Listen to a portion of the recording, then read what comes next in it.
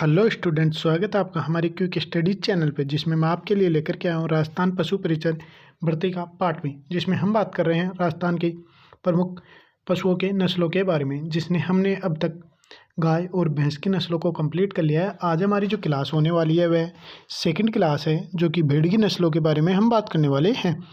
इसका हमने first part या फर्स्ट क्लास कंप्लीट कर लिया है। अगर आपने वो नहीं देखी है तो चैनल पर जा करके वो क्लास देख सकते हैं, ताकि आपको अगली जो क्लास है वो आसानी से समझ में आए।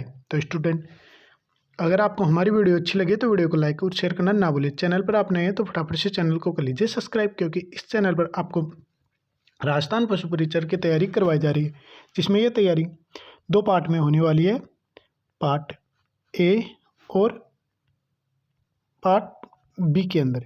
जिसमें आपके पार्ट ए में जो राजस्थान जीके वह रहने वाला है, और जो पार्ट बी है जिसके अंदर आपका जो सब्जेक्ट है पशु पालन विज्ञान, उसकी बात करने वाले हैं। साथ ही साथ स्टूडेंट, मैं आपको ये बता दूं, अगर वीडियो आपको अच्छी लग रही है तो वीडियो को ज़्यादा से ज़्यादा शेयर करिए, जिससे आपके फ्रेंड्स भी राजस्थान पशु परिचय की जो तैयारी कर रहे हैं वो काफ़ी शानदार तरीके से तैयारी कर पाएँ। तो स्टूडेंट, भेड़ की नस्ल में हमारी जो आज की नस्ल होने वाली है वह है मगरा, जिसे बीकानेरी चोकला कहा जाता है, चक्री कहा जाता है, जैसलमेरी कहा जाता है। साथ ही साथ मैं आपको बता दूं, इसकी जो उत्पत्ति हुई है वह राजस्थान का बीकानेर, जैसलमेर, चूरू व नागौर जिला है। तो चलते हैं, देखते हैं इसकी विशेषताएं क्या क्या रहने वाली है। तो इसकी विशेषताएं है वह है, इसका चेहरा सफ़ेद, आंखों के चारों ओर हल्के भूरे धब्बे होते हैं, इसलिए इसे चश्मे वाली नस्ल भी कहा जाता है। इसकी जो मुख्य विशेषता है वह है, इसे चश्मे वाली नस्ल कहा जाता है। और इसे चश्मे वाली क्यों कहा जाता है नस्ल, उसके बारे में मैं आपको बता दूं, क्योंकि इसके आंखों के चारों ओर जो हल्के भूरे रंग के धब्बे होते हैं, उसके कारण इसे चश्मे वाली नस्ल कहा जाता है। तो अगर आपके क्वेश्चन आता है कि चश्मे वाली नस्ल है, तो आपको बताना है जो बीकानेरी चोकला है उसे चश्मे वाली नस्ल कहा जाता है। साथ ही साथ जो इसका शरीर है यह मध्यम से बड़े आकार का होता है, और जो इसके नर व मादा हैं वह दोनों सींग रहित होते हैं। साथ ही साथ जो इसका ऊन उत्पादन औसत है वह 1.5 से 2.5 किग्रा प्रति वर्ष है, यानी कि ये जो ऊन देती है वह 1.5 से 2.5 किलो ऊन प्रति वर्ष देती है। इसकी ऊन होती है वह मध्यम व मोटी किस्म की ऊन है, कालीन निर्माण है, तो इसकी ऊन को प्रयोग में लिया जाता है। अगर आपको वीडियो अच्छी लग रही है तो वीडियो को लाइक और शेयर करना ना भूलें। देखते हैं हमारी नेक्स्ट नस्ल है वह है नाली। जो भेड़ की नई नस्ल है वह है नाली। इसके जो उत्पत्ति है, उत्पत्ति गंगानगर, चूरू, झुंझुनू व हिसार, हरियाणा के अंदर मानी जाती है। साथ ही साथ देखते हैं इसकी विशेषताएं क्या क्या रहने वाली है। तो इसकी विशेषताएं ये, हल्के भूरे रंग का चेहरा तथा कान सफ़ेद व लंबे होते हैं। साथ ही साथ यह सींग रहित होती है, मध्यम क्वालिटी की मोटी होती है, घनी व लंबी तथा सफ़ेद रंग की ऊन जो कारपेट बनाने में क्या होती है, उपयोगी होती है। साथ ही साथ इसकी जो औसत ऊन उत्पादन है वह 2.5 से 3.5 किलो प्रति वर्ष होता है। चलते हैं अगली नस्ल की ओर। जो हमारी अगली नस्ल है वह है पुंगल। स्टूडेंट, अगर आपको वीडियो अच्छी लग रही है तो वीडियो को लाइक और शेयर करना ना भूलें। चैनल पर आप नए हैं तो फटाफट से चैनल को कर लीजिए सब्सक्राइब, ताकि आपको न्यू वीडियो नोटिफिकेशन मिलने में आसानी रहे। इस चैनल पर आपको जो पार्ट बी है पशुपालन विज्ञान, उसके साथ साथ जो पार्ट ए है जिसके अंदर राजस्थान जी के है, उसकी तैयारी करवाई जाती है। साथ ही साथ मैं आपको बता दूँ, इस चैनल पर आपको थ्योरी क्लासेज के साथ साथ में जो टॉप क्वेश्चन सीरीज की क्लासेज मिलती हैं, उसके माध्यम से आप अपनी तैयारी का आकलन भी काफ़ी शानदार तरीके से कर सकते हैं। तो हमारी जो अगली नस्ल है वह है पुंगल या पुंगल। तो इसकी जो उत्पत्ति है यह राजस्थान के बीकानेर जिले का जो पुंगल इलाका है वह मानी जाती है।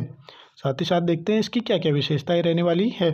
तो इसकी जो विशेषताएं हैं वह है, चेहरा काला होता है, कभी कभी भूरे रंग की भी होती है ये, नीचे का जबड़ा सफ़ेद रंग का होता है, नाक के दोनों नथुनों पर तथा आंखों पर भूरी धारियाँ पाई जाती है। साथ ही साथ इसका जो शरीर होता है वह गठीला होता है और सींग रहित होता है।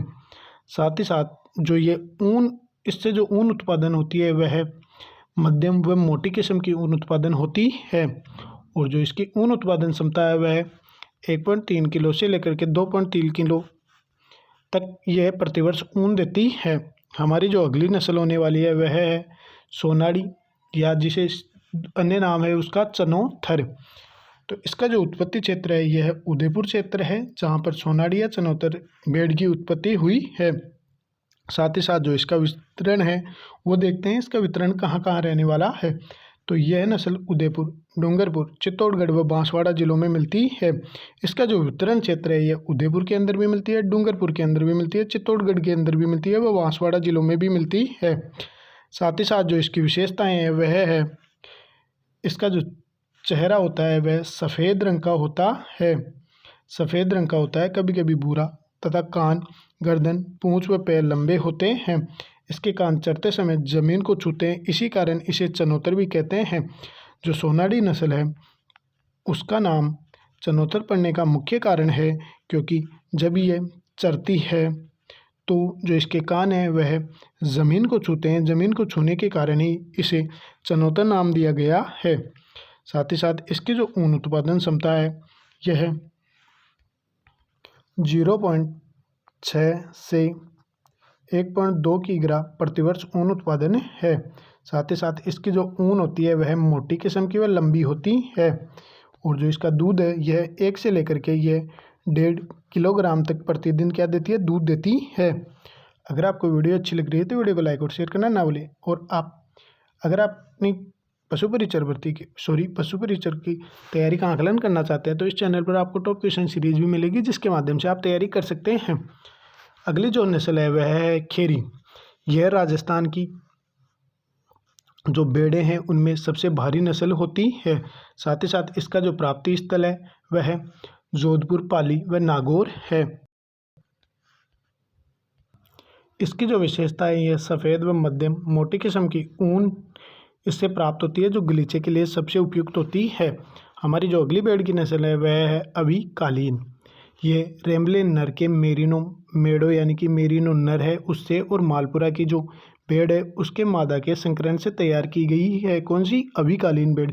अभिकालीन जो भेड़ है ये संकरण नस्ल है। ये रेम्बले नस्ल के जो मेरिनो नर है उनका संकरण जो मालपुरा नस्ल की भेड़ है उसकी मादा से करवाया गया, तो उसके संकरण से जो हमें प्राप्ति हुई है अभिकालीन भेड़ की नस्ल है। और ये जो संकरण करवाया गया ये CSWRI अविकानगर जो कि मालपुरा टोंक के अंदर है वहाँ पर करवाया गया है। देखते हैं अविकालीन की क्या क्या विशेषताएं हैं।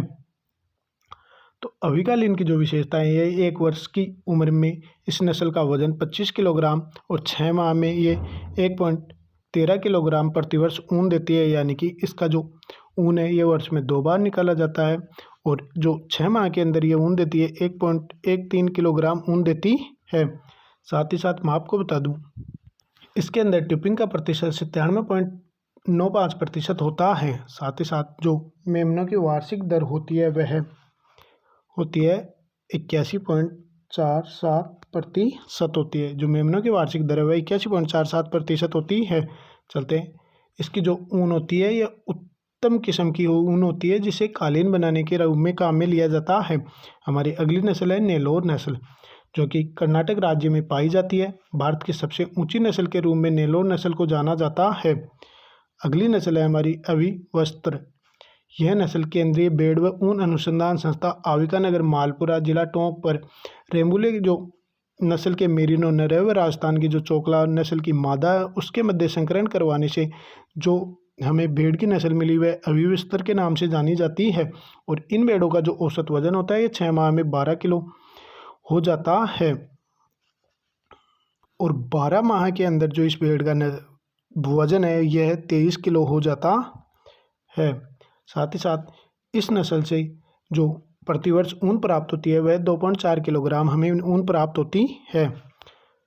देखते हैं हमारी अगली कौन सी नस्ल है। तो हमारी अगली नस्ल है पाटनवाड़ी या फुटानवाड़ी। इसका जो उत्पत्ति क्षेत्र है ये गुजरात क्षेत्र की नस्ल के रूप में जानी जाती है। इसकी जो विशेषताएं हैं वह है चेहरा इसका भूरे रंग का होता है, मारवाड़ी नस्ल जैसी दिखती है और इसकी जो ऊन हमें मिलती है वह कारपेट ऊन प्राप्त होती है। यानी कि उस ऊन का निर्माण कारपेट बनाने में किया जाता है। हमारी जो अगली भेड़ की नस्ल है वह है नेल्लोर। इसका जो उत्पत्ति स्थान है वह आंध्र प्रदेश का नेल्लोर जिला है जिसके नाम पर इसका नाम नेल्लोर पड़ा है। इसकी जो विशेषताएं ये भारतीय भेड़ों में सबसे बड़ी भेड़ की नस्ल के रूप में जानी जाती है। साथ ही साथ यह सबसे अच्छा मटन देने वाली भेड़ की नस्ल के रूप में भी जानी जाती है। और यह एक बकरी जैसी भेड़ है। जो नेल्लोर भेड़ है यह बकरी के समान दिखाई देने वाली होती है। और और मैं आपको बता दूं इसकी जो विशेष बात है, इससे कोई ऊन प्राप्त नहीं होती है और गर्दन पर इसके 2 उपांग होते हैं। चलते हैं अगली भेड़ की नस्ल की ओर। अगली भेड़ की नस्ल है मांड्या, जिसकी उत्पत्ति कर्नाटक का मांड्या जिला है वहाँ पर हुई थी। और जो इसकी विशेषताएं रहने वाली है वह विशेषताएं हैं इसकी जो रोमन नाक एवं गर्दन पर 2 उपांग होते हैं, साथ ही साथ पत्तीनुमा कान होते हैं, छोटी पूंछ होती है, सफ़ेद शरीर सफ़ेद होता है, गर्दन के चारों ओर भूरे रंग के चकते पाए जाते हैं और ये दूध तथा मांस के लिए पाली जाती है, जो जिन्हें दीकाजी नस्ल कहते हैं और ये सबसे छोटी नस्ल है। मैं आपको बता दूँ दीकाजी नस्लें वो होती है जिनको 2 उद्देश्य के लिए पाला जाता है। जैसे एक उद्देश्य हो गया मांस, एक हो गया दूध, या एक हो गया दूध या ऊन। जिन्हें 2 उद्देश्य के लिए पाला जाता है वह दीकाजी नस्लें कहलाती है। और इसकी जो ऊन है अच्छी किस्म की ऊन प्राप्त होती है। साथ ही साथ देखते हैं हमारी अगली नस्ल कौन सी है। तो हमारी अगली नस्ल है गद्दी। गद्दी जिसकी उत्पत्ति हुई है हिमाचल प्रदेश तथा जम्मू कश्मीर के अंदर। इसकी जो विशेषताएं हैं वो देखते हैं क्या क्या रहने वाली है। तो इसकी जो विशेषताएं हैं, इस नस्ल से अच्छी गुणवत्ता वाली हमें ऊन प्राप्त होती है, जिससे कुल्लू के सोल व कंबल बनाए जाते हैं। और यह एक अच्छी पर्वतारोही नस्ल है, यानी कि सीधा सीधा मतलब इससे है कि यह पर्वतों पर चढ़ने वाली नस्ल है। यहाँ पर वहाँ पर सर्वाधिक पाई जाने वाली नस्ल के रूप में जानी जाती है। चलते हैं अगली नस्ल की ओर। हमारी अगली नस्ल है भेड़ की बाकरवाल। बाकरवाल नस्ल जिसका उत्पत्ति स्थल हिमाचल प्रदेश माना जाता है। हिमाचल के निचली पहाड़ी क्षेत्रों में ये पाई जाती है। इससे लोई ऊन प्राप्त होती है। जो बाकरवाल नस्ल से हमें ऊन प्राप्त होती है उसे लोई बोला जाता है। स्टूडेंट, इन नामों को आप अच्छे से याद कर लेना ताकि आपके एग्जाम में क्वेश्चन गलत होने के चांसेस बहुत कम हो। हमारी जो अगली नस्ल है वह है गुरेज। गुरेज नस्ल जिसका उत्पत्ति स्थान है कश्मीर में पाई जाने वाली भेड़ों की नस्ल में सबसे बड़ी है और इसका जो उत्पत्ति स्थान है यह कश्मीर है। और साथ ही साथ मैं आपको बता दूं जो एक गंजम नस्ल है वह जिसका उत्पत्ति स्थान उड़ीसा के अंदर है और यह मांस व ऊन उत्पादन हेतु पाली जाती है। जो गंजम नस्ल है वह मांस व ऊन उत्पादन हेतु पाली जाती है। साथ ही साथ हमारे देखते हैं हमारी अगली नस्ल कौन सी है। तो हमारी अगली नस्ल है गेरोल, जिसका उत्पत्ति स्थान है पश्चिम बंगाल का सुंदरवन क्षेत्र।